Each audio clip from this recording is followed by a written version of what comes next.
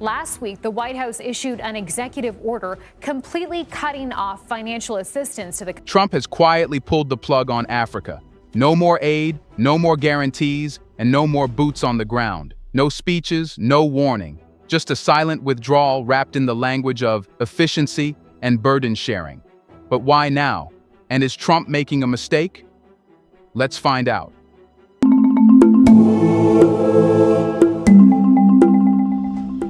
Donald Trump prides himself on making deals. But in Africa, he may have just made a misstep that even he can't spin into a win. This wasn't a loud retreat.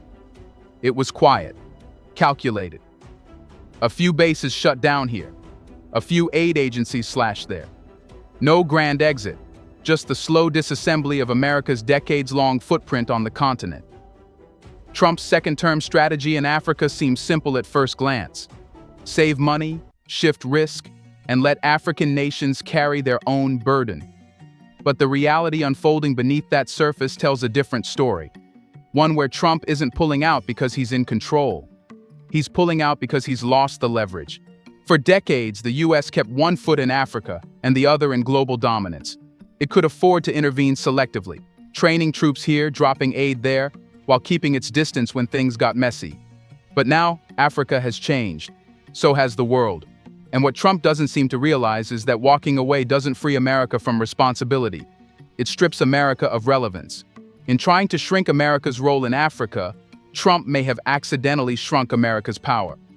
While he's focused on protecting the homeland, the rest of the world is protecting its positions in Africa. China is building, Russia is maneuvering, Turkey is investing, even the Gulf states are entrenching themselves. And as each new player digs in, America's absence grows more visible, not as a threat to Africa, but as a sign of US decline. And here's where Trump miscalculated. He assumed Africa needed America more than America needed Africa. That hasn't been true for a long time. Africa isn't sitting by the door waiting for Washington's return. It's moving on, negotiating new defense deals, building trade routes that bypass US systems, and investing in homegrown security alliances that aren't dependent on Western approval. Countries like Burkina Faso, Mali, and Niger have openly defied US pressure and charted their course, and they're not looking back. In this new geopolitical arena, Trump's strategy has backfired. By choosing to disengage, he's handed diplomatic real estate to America's rivals without a fight. And worse, he no longer has the credibility to intervene if things spiral out of his control. Even US allies on the continent are now hedging their bets. Ghana is strengthening ties with China. Kenya is building new corridors with the Gulf. South Africa has doubled down on BRICS. These moves aren't a rejection of America. They're a recognition that America has stopped showing up. And if Washington wants to be taken seriously again, it won't be enough to throw around buzzwords like burden sharing. It'll need to earn back trust. But can Trump do that? Not easily. Because the cost of his withdrawal isn't just military or financial, it's reputational. Africa sees the US not as a strategic ally anymore, but as an unpredictable actor. Loud one day, absent the next, and always calculating short-term optics over long-term partnerships. That image is hard to shake, especially when rivals are offering consistency, even if it comes with strings. So now Trump finds himself in a paradox. He wanted to cut costs and scale back commitments. Instead, he's weakened America's position in the one region where global competition is intensifying fastest. He wanted to project strength. Instead, he's projected to retreat. He thought he was writing the rules. But Africa didn't stop playing. It just found new players. And while Trump is busy claiming victory from a shrinking map, Africa is redrawing the board. So the real question isn't what will Africa do without Trump. It's how Trump will recover from the strategic space he just surrendered without realizing it. Let's pause for a second to say big thank you to the Black Culture Diary community, where Black voices, stories, and legacies are preserved and amplified. By becoming a member, you're not just supporting the channel, you're becoming part of a powerful cultural movement. Let's continue. In geopolitics, there's one scenario worse than being hated: being irrelevant. That's the quiet humiliation Donald Trump is facing in Africa. After scaling back US military operations and shuttering drone bases with all the bravado of a man cutting losses, He expected shockwaves. He expected panic. Instead, the continent barely flinched. That's not because the threats disappeared. Violence is still rising. Militants are still gaining ground in the Sahel, and borders are still bleeding. But the panic Trump expected never arrived. No government came running. No emergency summits were called. No begging letters landed on his desk. The silence wasn't gratitude, it was indifference. Trump left. Africa adjusted. In his worldview, retreat is a power move. You leave the table, so others come chasing you. But Africa didn't chase. It simply turned to the next available option. In many regions, that meant forming new security pacts, leaning harder on regional forces, or in some cases, yes, dealing with China, Russia, or Turkey. Trump thought he was holding leverage by walking away.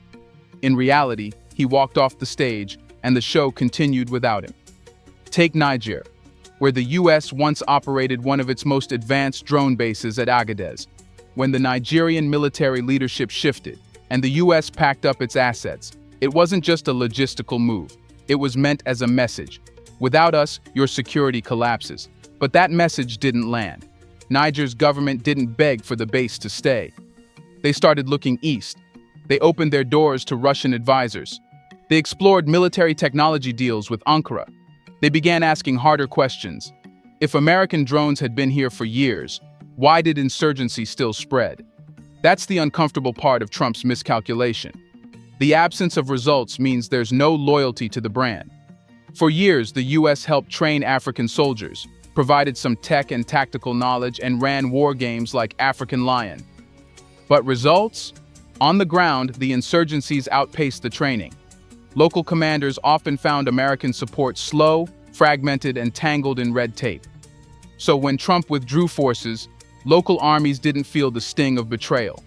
They felt the weight of reality. They had always been alone. Now they just stopped pretending otherwise. And that's where Trump's strategy implodes. He wanted to shift the burden to African states without ever admitting how little actual burden he had carried. The Pentagon could boast 6,000 personnel in Africa, but spread across 50-plus nations. Most were trainers, intel liaisons, or logistics officers. It looked impressive on PowerPoint. On the battlefield, it meant little. So now, as US presence fades, African militaries aren't failing in Trump's absence. They're failing at the same rate they were when he was still there. That's not a defense of their struggles. It's an indictment of Washington's overinflated self-importance. Trump thought pulling troops would make African leaders nervous. But in many capitals, Accra, Bamako, Luanda, the sentiment wasn't fear. It was clarity. Clarity that the US had never been a dependable security partner. Clarity that new arrangements were needed.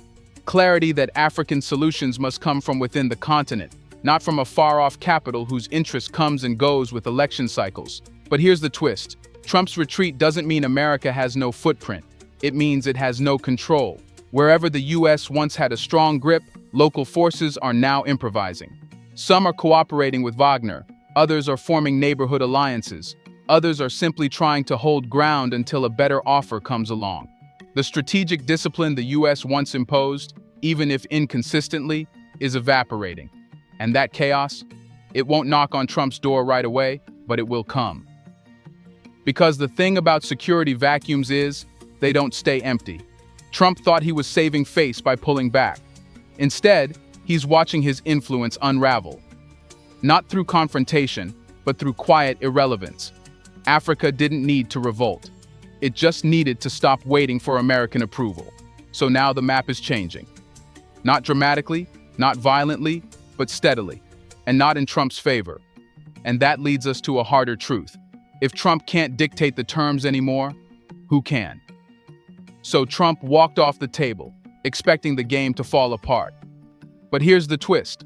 The table didn't flip. It just got bigger. And now there are new players, different currencies, different rules. And Africa, once seen as the prize, is learning how to deal the cards. That's the part Washington didn't see coming. Because yes, Russia is circling. Yes, China is building. But something else is happening too. African governments aren't just picking sides between global powers anymore. They're negotiating with them, playing them off one another, signing deals with one hand while rewriting contracts with the other. And it's not chaos, its strategy. Trump's exit didn't freeze the continent in uncertainty. It accelerated its political learning curve. Look at Burkina Faso. After France and the US lost their sway, the government didn't collapse. It consolidated. Military leadership under Ibrahim Traore didn't just kick out foreign forces. It replaced them with bilateral cooperation tailored to its terms. Russian advisors were welcomed, but not worshipped. Local industries were prioritized. African alliances like the Alliance of Sahel States (AES) emerged, not as Western puppets or Eastern proxies, but as declarations of autonomy. This is what's unfolding across the map. In Ethiopia, the government flirts with Chinese financing while refusing to give up sovereignty over its internal security. In Senegal, Western-backed democratic institutions coexist with increasing Gulf-funded economic zones. In South Africa, BRICS membership doesn't mean ideological loyalty. It means bargaining power. This is Africa's new diplomacy, non-alignment as leverage. The world expected Africa to choose a side, East or West. What they didn't expect was for Africa to start writing its terms. And that's where Trump's absence becomes a liability, not for Africa, but for Trump himself. By removing America's influence, he's removed America's options. The continent hasn't stopped making deals, it's just stopped asking permission. And what's filling the space isn't chaos, it's confidence. That confidence isn't always stable. It's sometimes wrapped in authoritarianism. It can come with populism or coups or radical shifts, but it's rooted in something real. A generation of African leaders and civil actors who no longer see Washington as the center of gravity. This isn't just about military partnerships or foreign bases. It's about who gets to define the narrative. In the past, US embassies dictated talking points. Today, regional broadcasters, online influencers, and local Pan-African media shape the conversation. African youth don't wait for CNN to tell them what matters. They see the world through WhatsApp threads, encrypted chats, and streets buzzing with anti-imperialist slogans. And that matters more than most policymakers in DC understand. Because when Trump pulled out, he didn't just lose terrain, he lost credibility. And in the new Africa, credibility is currency. Not who has the biggest economy or the most missiles, but who shows up without condescension, who listens, who adapts, who doesn't assume ownership of Africa's future. That's what China learned early, what Russia is learning now, what Turkey and even India are testing with increasing sophistication. They come not as saviors, but as options. Trump comes with exit plans, and while he frames his disengagement as strength, Africa sees it as surrender, not of power, but of relevance. Here's the kicker. Even as new players enter the field, Africa is becoming less dependent on all of them. Digital innovation, intracontinental trade, new currencies, Pan-African security pacts, these aren't fantasies anymore. They're frameworks being piloted, adjusted, and in some cases, implemented. And Trump? He's watching all of this from the sidelines, still convinced the game is rigged in his favor, not realizing the board has changed, the rules have shifted, and he's no longer even holding a seat. So the question now isn't who will control Africa. It's how long until Africa controls the conversation itself, and what happens when it does. Here's a reminder to please like and share the video and subscribe to our channel to watch more videos on Black culture, history, civilization, and identity. Let's continue now.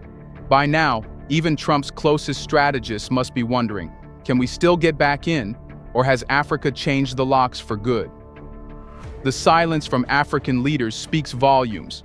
There are no angry condemnations, no fiery press conferences begging for American presence. That's the part Western analysts still misread. Africa isn't protesting America's exit. It's simply replacing the need for America altogether. This is the final quiet sting in Trump's strategy. He didn't just walk away from the partnership. He made himself replaceable. Once upon a time, the US had something no one else could offer: military dominance, development dollars, global media power. But in the space Trump has left behind, those advantages are starting to feel outdated, even clumsy. China's infrastructure is coming faster. Russia's support comes with fewer questions. India, Turkey, and the Gulf offer nimble, flexible packages. Even regional African blocs are innovating with their financing tools, security mechanisms, and diplomatic alternatives. Meanwhile, the US, it's still selling old slogans from an empty seat. Let's be brutally honest. Most African leaders no longer believe Washington is consistent enough to rely on, not just under Trump, but across administrations. Biden tried to repair the cracks, but the continent saw how easily progress was reversed. If the next election can wipe out every agreement, every investment, every promise, then what's the point of partnership? Trump has accelerated this distrust to the point of exhaustion. And now, there's a deeper realization among African governments. You don't negotiate with a superpower that can ghost you overnight. You build your options. That's what we're seeing now. Not an anti-American movement, but an Africa-first architecture. In West Africa, the AES bloc is coordinating military strategy independently. In East Africa, cross-border infrastructure is being built without a single Western blueprint. In Southern Africa, states are launching their rare earth deals, bypassing Western extraction models. And in the North, the Mediterranean dialogue is happening more with Europe than with Washington. In short, Africa is diversifying, and Trump is no longer one of the priority tabs. This isn't revenge, it's realism. Even countries once deeply aligned with the US, like Kenya or Ghana, are no longer asking how to fix the old relationship. They're asking if it's even worth fixing. That's not a moral question, it's a strategic one. Trump's brand of foreign policy has made Africa hyper-aware of how disposable it was in American eyes. Now, Africa is simply returning the favor. And here's the irony that history will remember.